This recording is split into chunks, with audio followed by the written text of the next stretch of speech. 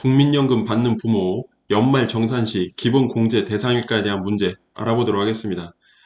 먼저 연말 정산시 부모 기본 공제 대상 조건은 부모가 60세 이상이고 연간 소득 금액이 100만 원 이하인 경우 기본 공제 대상이 되는 것입니다.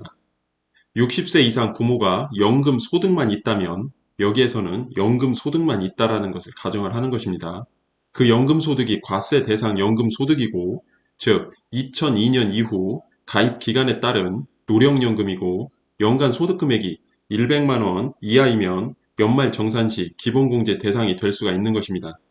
연말정산 시 기본공제 대상이 되려면 소득에 대한 제한을 두게 되는데, 기본적으로 종합소득, 양도소득, 퇴직소득 이 부분이 100만 원 이하여야만 하는 것입니다.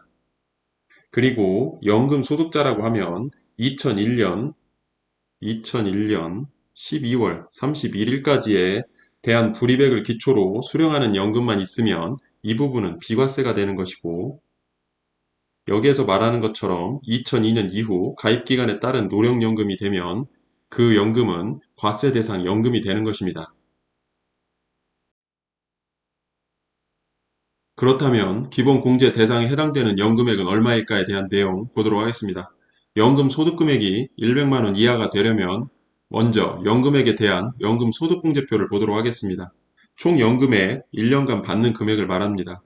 350만 원 이하인 경우에는 공제액이 총 연금액으로 되어 있습니다.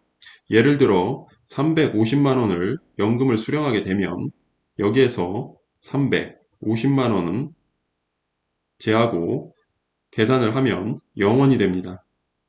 따라서 이 경우에는 연금 소득 금액은 0원이 되는 것입니다. 해당 연금액에서 공제액을 뺀 금액이 바로 연금 소득 금액이 되는 것입니다.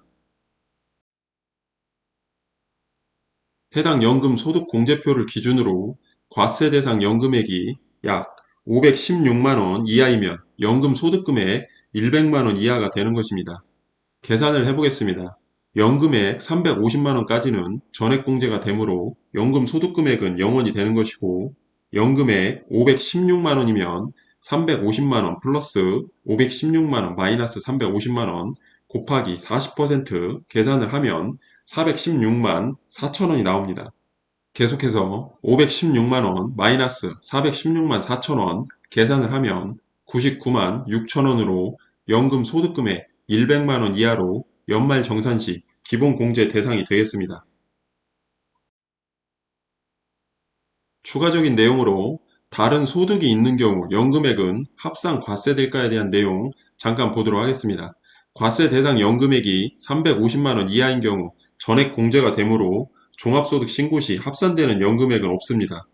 그러나 350만 원 초과되는 과세 대상 연금액이 있다면 연금 소득 공제표에 따라 계산된 연금 소득 금액은 종합소득 신고 시 다른 소득과 함께 신고를 하여야 하는 것입니다.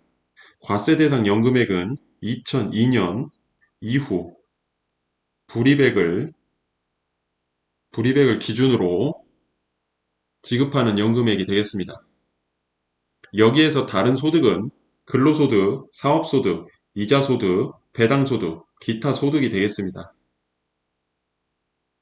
관련 법 내용은 상황에 따라 달라질 수 있습니다. 시점별 확인이 반드시 필요합니다. 해당 내용은 단순한 예시일 뿐, 상황에 따라 모든 내용들은 달라질 수 있기 때문에 반드시 상담을 통한 판단이 필요할 것으로 보입니다.